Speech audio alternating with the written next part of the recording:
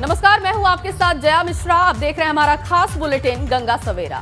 नमस्कार, मैं हूं आपके साथ गुंजन दीक्षित। यूपी उत्तराखंड से जुड़ी हर अहम खबर के साथ हाजिर हैं हम। बिल्कुल गुंजन, और यूपी और उत्तराखंड में सियासी हलचल इन दिनों बहुत तेज है और ऐसे में यहां की हर सियासी खबर से दर्शकों को रूबरू कराएंगे। इसके अलावा आपके सरोकार से जुड़ी खबरें भी आपको दिखाएंगे। तो चलिए शुरू करते हैं हमारा खास बुलेटिन गंगा सवेरा विजय तिलक के साथ।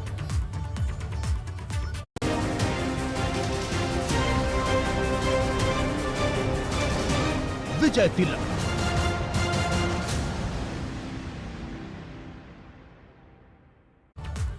और चलिए बुलेटिन की शुरुआत करेंगे बड़ी खबर के साथ। कानपुर में भीषण सड़क हादसा हुआ है। सड़क हादसे में 6 लोगों की मौत की जानकारी है और अनियंत्रित इलेक्ट्रिक बस ने वाहनों को कुचला। टाटमिल चौराहे पर यह सड़क हादसा हुआ है। कई घायलों की अस्पताल ले जाते वक्त मौत हो गई है। बड़ा हादसा हुआ है। अनियंत्रित इलेक्ट्रिक बस ने लोगों को कुचला। देखिए तस्वीरें भी हम आपको दिखा रहे हैं। टाटमिल चौराहे पर यह सड़क हादसा हुआ। जानकारी के मुताबिक कानपुर के घंटाघर से कदवई नगर जा रही इलेक्ट्रिक बस टाटमिल चौराहे पर अनियंत्रित होकर और पैदल जा रहे राहगीरों को रौंदते हुए निकल गए, जिसके बाद बस ड्राइवर भागने के चक्कर में कई और वाहनों को टक्कर मार दी। मौके पर चीख पुकार मच गई। आनन फानन में लोगों ने घायलों को अस्पताल पहुंचा दिया है, जिसमें से 6 लोगों की जान चली गई है। ये जानकारी सामने आ रही है, जबकि कई घायलों की हालत अभी भी चिंताजनक बनी हुई है।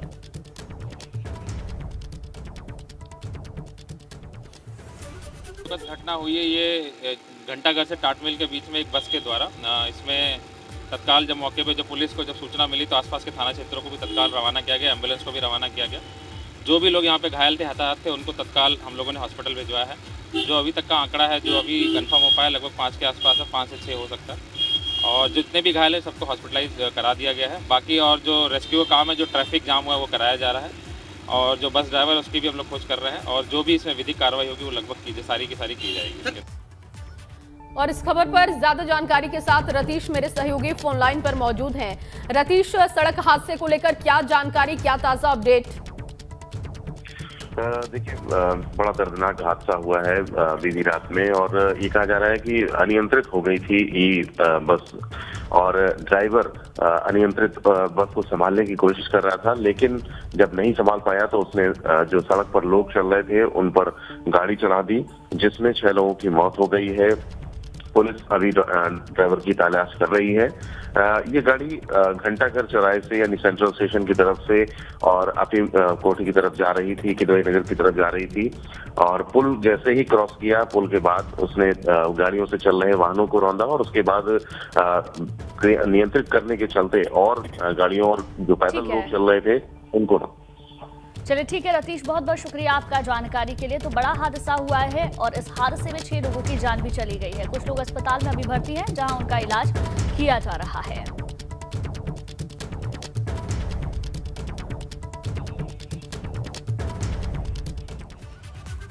और इसी बीच नोएडा से खबर, जहां देर रात पूर्व आईपीएस के घर पर इनकम टैक्स की टीम ने छापा मारा है। नोएडा के सेक्टर 50 में पूर्व आईपीएस के घर पर टीम पहुंची थी। बेसमेंट में बने लॉकर को टीम ने कब्जे में लिया है। पूर्व आईपीएस के घर के बेसमेंट में बने लॉकर में नकदी होने की सूचना मिली थी। इनकम टैक्स टीम ने नोएडा और गाजियाबाद के ठिकानों पर छापेमारी की है। तो ये बड़ी जानकारी आपको दे दें, पूर्व आईपीएस के घर पर इनकम टैक्स विभाग ने छापा मारा है। जानकारी मिली थी कि घर के नीचे जो बेसमेंट बना हुआ है वहां पर कोई एक सीक्रेट लॉकर है और उसमें नकदी भी पाई गई है।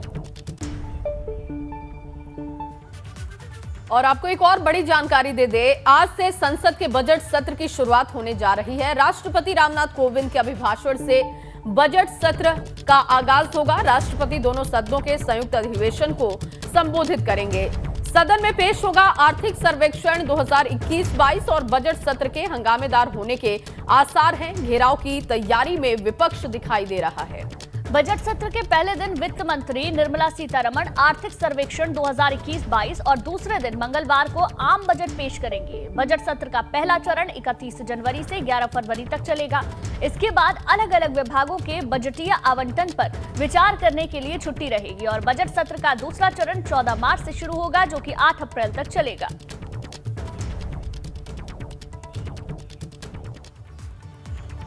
और अब आपको मैनपुरी से बड़ी खबर दे दें। आज सपा अध्यक्ष अखिलेश यादव अपना नामांकन पर्चा दाखिल करेंगे। मैनपुरी की करहल सीट से अखिलेश चुनाव लड़ रहे हैं और ऐसे में आज नामांकन पर्चा दाखिल करने वाले हैं। पहली बार अखिलेश यादव विधानसभा चुनाव लड़ रहे हैं। सपा का गढ़ माना जाता है मैनपुरी, और मैनपुर की करहल सीट से ही अखिलेश यादव इस बार चुनावी मैदान में हैं।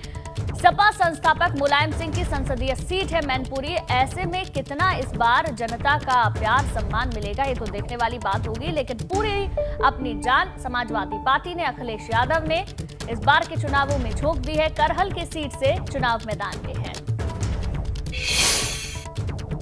समाजवादी पार्टी के मुखिया अखिलेश यादव मैनपुरी के करहल के लिए नामांकन करेंगे। नामांकन से पहले अब अपने गृह जिले में पहुंचे हैं, घर पर पहुंचे हैं, साथ हमारे मौजूद हैं घर से ही। अखिलेश जी, ये ऊर्जा घर की, अब तो आप नामांकन करने जा रहे हैं घर से कुछ कदम की दूरी पर, कैसा लग रहा है यहाँ पर? करहल विधानसभा क्षेत्र नेताजी के क्षेत्र में आता है और बिल्कुल घर के पास की क्षेत्र है ये।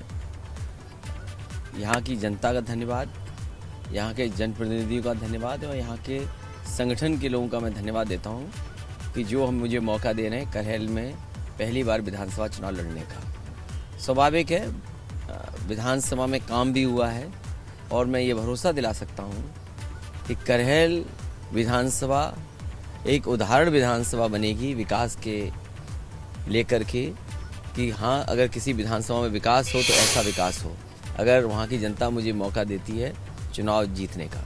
अच्छा, आपने अभी कुछ देर पहले ही ट्वीट किया सर कि हम सारा चैलेंज एक्सेप्ट करते हैं। किस चैलेंज की तरफ इशारा कर रहे हैं आप? मन में क्या है आपके? सवाल ये कि भारतीय जनता पार्टी बहस विकास पे नहीं करना चाहती है। भारतीय जनता पार्टी को बताना चाहिए कि महंगाई क्यों बढ़ी है। भारतीय जनता पार्टी को बताना चाहिए कि दो सरकारें, दिल्ली और लखनऊ की सरकारें, और दोनों मिलकर के अगर किसानों की आय दोगुनी नहीं कर सकते हैं तो आखिरकार सवाल ये बनता है कि जिन्होंने भरोसा दिलाया था कि 2022 तक किसानों की आय दोगुनी हो जाएगी, तो आज कम से कम भारतीय जनता पार्टी को जनता के बीच बहस करनी चाहिए कि उनकी आय दोगुनी कैसे होगी। बीजेपी, सपा को हर बार घेरा जाता है कि गुंडों की पार्टी है, गुंडे जुड़े हुए हैं। अभी कुछ देर पहले ट्वीट किया आप कि बीजेपी के उम्मीदवारों को लेकर क्या कह रहे हैं आप? बीजेपी जो सूचना मिल रही है उनकी सूची देख करके, जो लिस्ट आई है भारतीय जनता पार्टी की, उसमें 99 लोग ऐसे हैं जिनके ऊपर आपराधिक मुकदमे हैं। तो अब इन्हें केवल एक और लाना, सेंचुरी लग जाएगी इनकी।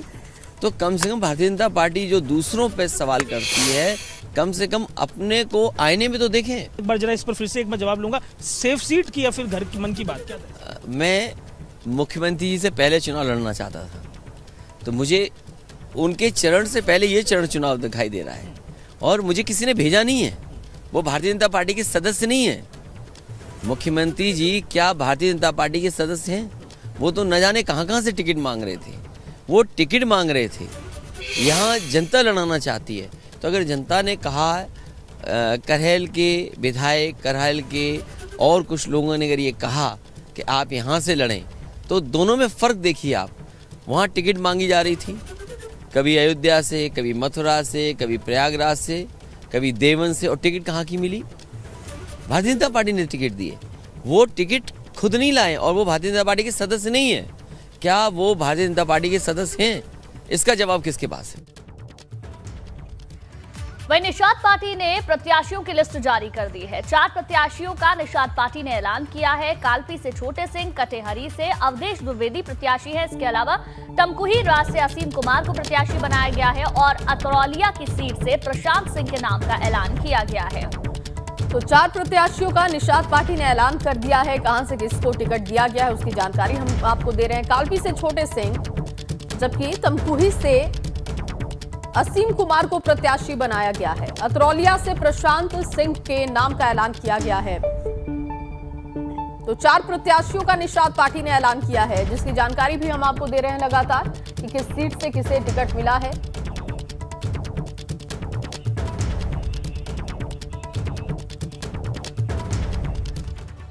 वहीं पश्चिम यूपी में प्रचार की कमान संभाल रहे सीएम योगी आदित्यनाथ, और सीएम योगी आज आगरा जिले का दौरा करने वाले हैं। आगरा की 3 विधानसभाओं में वो प्रचार करेंगे।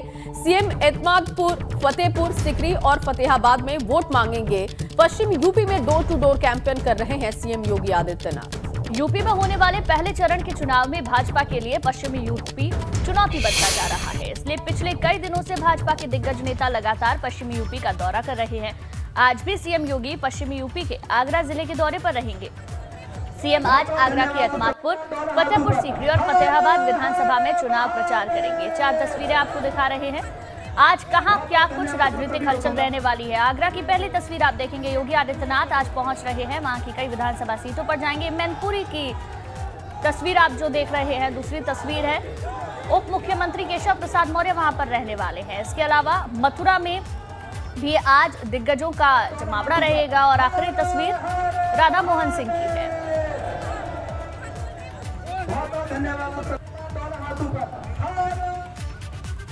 और इसी खबर पर ज्यादा जानकारी के साथ नितिन उपाध्याय हमारे साथ जुड़ चुके हैं, उनसे ताजा अपडेट लेते हैं। नितिन, क्योंकि लगातार पश्चिम यूपी पर फोकस है, तमाम बड़े नेता ग्राउंड पर दिखाई दे रहे हैं। आगरा में आज क्या कुछ कार्यक्रम रहेगा?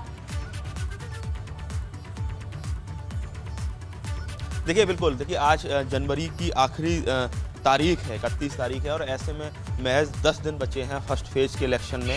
11 जिलों की 58 सीटों पर विधानसभा चुनाव होने हैं और ऐसे में पूरी तरह से कहा जाए बीजेपी ने अपने टॉप कमांडर्स वेस्ट यूपी में उतार दिए हैं। और यही वजह है कि खुद चाहे वो राष्ट्रीय अध्यक्ष जेपी नड्डा हो या मुख्यमंत्री योगी आदित्यनाथ हो, अमित शाह हो या उनके जितने भी कहा जाए लेफ्ट राइट जो मजबूत का जो स्तंभ है बीजेपी की लीडरशिप के, वो लगातार प्रचार कर रहे हैं। इसी क्रम में आज आगरा में सबसे पहले फतेहपुर सीकरी के किरावली कस्बे में पहुंचेंगे मुख्यमंत्री योगी आदित्यनाथ और वहां जाकर वो प्रभावी मतदाता संवाद यानी ऐसे प्रबुद्ध वर्ग के लोग जिनके जरिए कहीं ना कहीं जो ओपिनियन मेकिंग का काम करते हैं उनसे वार्तालाप करेंगे। उसके बाद शमशाबाद यानी जो फतेहाबाद सीट है वहां उनका कार्यक्रम है, वहां भी वो इसी तरह से प्रभावी मतदाता संवाद को संबोधित करेंगे। और शाम के करीब वो जो एतमादपुर सीट है, आमल खेड़ा जो कहा जाए गायत्री परिवार तपोभूमि का बहुत बड़ा शक्ति केंद्र है, आमल खेड़ा पहुंचेंगे, वहां भी प्रभावी मतदाता संवाद करेंगे। और इसके साथ ही वो डोर टू डोर कैंपेन करेंगे। 3 ऐसी विधानसभाएं जहां विपक्षी दलों की तरफ से कड़ी चुनौतियां मिल रही हैं, जहां फतेहपुर सीकरी में चौधरी बाबूलाल के अंगेस्ट यहां से ब्रिजेश चाहर खड़े हुए हैं, तो वहीं दूसरी तरफ छोटेलाल वर्मा जो फतेहाबाद से प्रत्याशी बनाए गए हैं उनके अंगेस्ट जो कहा जाए लंदन रिटर्न रूपाली दीक्षित हैं, वो वहां से कैंडिडेट हैं समाजवादी पार्टी की प्रत्याशी। कई विधानसभा सीटों पर पहुंचेंगे तो किस तरीके से चुनाव प्रचार करेंगे और किसके समर्थन में वोट की अपील करते हैं। शुक्रिया नितिन आपका जानकारी के लिए। वहीं कल यानी कि रविवार को भी सीएम योगी पश्चिमी यूपी के दौरे पर थे। रविवार को सीएम ने बुलंदशहर और हापुड़ का दौरा किया। सबसे पहले सीएम बुलंदशहर के खुर्जा इलाके में पहुंचे और यहां अस्पताल का निरीक्षण किया। और इसके अलावा बुलंदशहर के बाद मुख्यमंत्री योगी आदित्यनाथ हापुड़ पहुंचे। यहां उन्होंने प्रभावी मतदाताओं के साथ संवाद किया और सरकार की उपलब्धियां गिनाने के साथ ही अखिलेश जयंत के गठबंधन पर जोरदार हमला किया। सीएम ने हापुड़ के रामलीला मैदान से पूर्व की सपा और बसपा सरकार पर निशाना साधा। साथ ही सीएम योगी ने अखिलेश और जयंत चौधरी की जोड़ी पर हमला करते हुए कहा कि इन 2 लड़कों की जोड़ी का विकास से कोई मतलब नहीं है, ये दंगा कराने की साजिश है।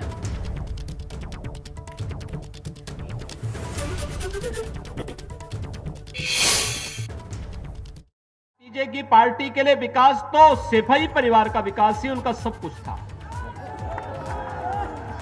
वे उससे बाहर ही नहीं निकल सकते थे, उससे बाहर उन्होंने देखा ही नहीं था। और बहन जी के लिए तो भतीजे का विकास ही सब कुछ था।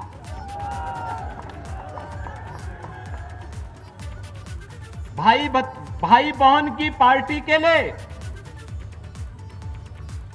तो जब कोई आपदा आती है तब उनको भारत याद नहीं आता, भारत के नागरिक याद नहीं आते, तब उनको इटली में नानी याद आती है। जो फिर से 2 लड़कों की जोड़ी जो आ रही है ना, ये दंगा कराने की साजिश के लिए आई है। ये इत्र वाले मित्र की मित्रता को और प्रगाढ़ करने के लिए आए हैं। ये विकास से इनका कोई लेना देना नहीं, लोक कल्याण से इनका कोई मतलब नहीं, गरीब कल्याण से इनका कोई लेना देना नहीं।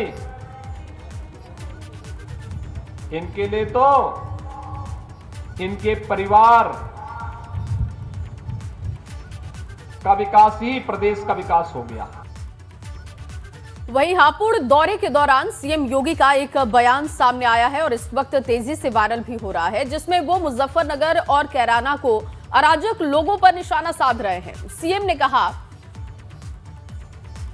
गंभीर कई आरोप लगाए और इस बयान को सीएम ने ट्वीट भी किया है। आप सुनिए। एक गर्मी जो अभी कैराना में और मुजफ्फरनगर में कुछ जगह दिखाई दे रही है ना, ये सब शांत हो जाएगी इसके बाद, क्योंकि गर्मी कैसे शांत होगी ये तो मैं मई और जून में भी इसको बहुत शिमला बना देता हूं। एक गर्मी जो अभी कैराना में और मुजफ्फरनगर में कुछ जगह दिखाई दे रही है ना, ये सब शांत हो जाएगी इसके बाद, क्योंकि गर्मी कैसे शांत होगी ये तो मैं मई और जून में भी इसको बहुत शिमला बना देता हूं। एक गर्मी जो अभी कैराना में और मुजफ्फरनगर में कुछ जगह दिखाई दे रही है ना, ये सब शांत हो जाएगी इसके बाद, क्योंकि गर्मी कैसे शांत होगी ये तो मैं मई और जून में भी इसको बहुत शिमला बना देता हूं। और चलिए एक बार फिर से खबरों की शुरुआत करते हैं। आपको बड़ी जानकारी दे, आज से यूपी चुनाव के लिए पीएम मोदी चुनाव प्रचार करेंगे। आज वर्चुअली कई जिलों को संबोधित करेंगे प्रधानमंत्री मोदी। पहले चरण की सीटों पर पीएम मोदी के कार्यक्रम है। वर्चुअल चौपाल के जरिए पीएम मोदी प्रचार करेंगे। 5 जिलों की 21 विधानसभा सीटों पर पीएम की चौपाल लगेगी। एक तरफ जहां भाजपा के दिग्गजों की team door to door campaign और प्रभावी मतदाता संवाद के जरिए फील्ड पर कमान संभाल रही है, तो वहीं दूसरी तरफ आज से प्रधानमंत्री मोदी वर्चुअल चौपाल के जरिए डिजिटली चुनाव प्रचार की कमान संभालेंगे। आज प्रधानमंत्री मोदी पहले चरण के 5 जिलों की 21 विधानसभा सीटों पर वर्चुअल चौपाल के जरिए लोगों को संबोधित करेंगे। और जिन जिलों में आज पीएम की वर्चुअल चौपाल होनी है उनमें सहारनपुर है, शामली है, मुजफ्फरनगर, बागपत और गौतम बुद्ध नगर शामिल है। इन सभी जिलों की विधानसभा सीटों पर एलईडी वैन के जरिए वर्चुअल संबोधन का प्रचार प्रसार किया जाएगा।